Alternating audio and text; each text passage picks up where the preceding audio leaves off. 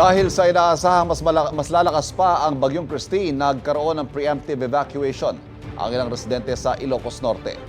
At live mula sa bayan ng San Nicolas, may unang balita, si JP Soriano. JP, kumusta ang sitwasyon dyan?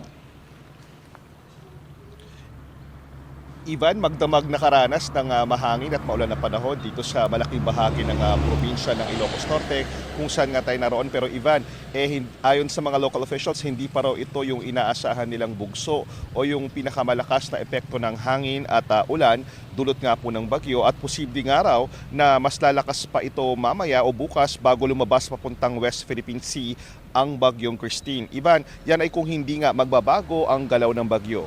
Di pa man ramdamang buong epekto ng Bagyong Christine sa Ilocos Norte, nagkaroon na rin ng preemptive evacuation sa ilang barangay ng ilang bayan sa probinsya simula pa nga kahapon. Gaya ng mahigit 100 pamilya na residente ng barangay Kasilyan sa bayan ng Bacara.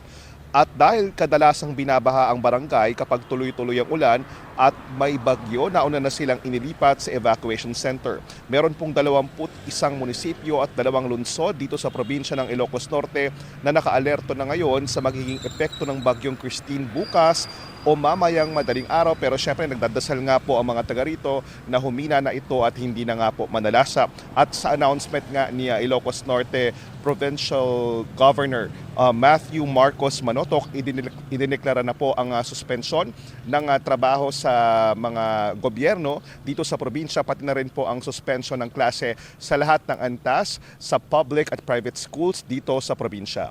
At yan muna ang latest. Balik muna sa iyo, Ivan. Maraming salamat. Ingat ka dyan, JP Soriano.